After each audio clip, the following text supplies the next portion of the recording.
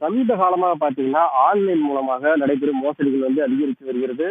குறிப்பாக இணையதளம் மூலம் அதாவது ஆன்லைனில் முதலீடு செய்தால் அதிக லாபம் ஈட்டலாம் என கூறியும், அதேபோல கடன் விரைவாக கடன் பெற்று தரப்படும் அப்படின்னு சொல்லி ஒரு போலியான விளம்பரம் குடுக்கிறது.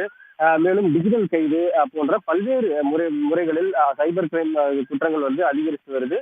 இந்த சூழலில் தான் தற்போது புதிதாக பார்த்தீங்கன்னா, அதாவது அ ஆன்லைன் மூலமா இப்ப பொதுமக்கள் டிக்கெட் மற்றும் அ அ அ ஹோட்டல்கள்ல அறைகள் எடுக்குறாங்க அப்படின்னா, அதை வேண்டாம்னு ரத்து செய்யும்போது, அ மீண்டும் அதே வெப்சைட்டுக்கு போகக்கூடிய ஒரு சூழல் இருக்கிறது. அவ்வாறு போகக்கூடிய வெப்சைட்ட பார்த்தீங்கன்னா, போலியான ஒரு இணையதளத்தை உருவாக்கி, அதாவது இந்த இணையதளத்தில டிக்கெட் மற்றும் இந்த அ ஹோட்டல்கள்ல ரூம் புக் பண்ணியிருந்தா, அத ரத்து செஞ்சுக்கலாம். அதாவது கேன்சல் பண்ணிக்கலாம் அப்படின்ற ஒரு போலியான ஒரு இணையதளத்தை உருவாக்கி, அதன் மூலம் ஒரு கும்பல் மோசடியில ஈடுபட்டு வருது.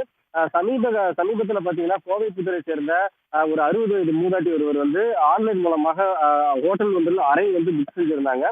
உடனடியாக அந்த ஷெட்யூல் மாறுனனால, அந்த ஹோட்டல் அறை புக் பண்ணத கேன்சல் பண்றதுக்காக ஒரு இணையதளத்தில போய் பார்த்தபோது, அங்கு ஒரு செயலியை பதிவிறக்கம் செய்தால் மட்டுமே அந்த பணம் ரீஃபண்ட் தர முடியும் அப்படின்ற ஒரு அறிவிப்பு போடுறாங்க. இதன் அடிப்படையில அந்த மூதாட்டி செயலியை பதிவிறக்கம் செய்து, அதில் அவருடைய அனைத்து விவரங்களையும் அ அ வ வங்கி கணக்கு விவரம், அதேபோல பெயர், ஆதார் எண் ஆகிய அனைத்து விவரங்களையும் குடுத்து, சில மணி நேரங்களிலேயே பார்த்தீங்கன்னா, மூதாட்டியின் வங்கி கணக்கில் இருந்து ரூ.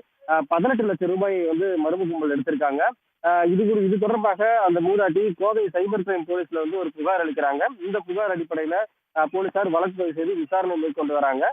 கடந்த ஒரே வாரத்துல பார்த்தீங்கன்னா, கிட்டத்தட்ட 50 பேர் இதே போல அந்த ஆன்லைன் மூலமாக டிக்கெட் மற்றும் ஹோட்டல்கள்ல அறை புக் பண்ணியிருந்தா, அதை ரத்து செய்வதற்காக இணையதளத்தின் மூலமாக சென்று இந்த மோசடி கும்பல்ட்ட சிக்கியிருக்காங்க.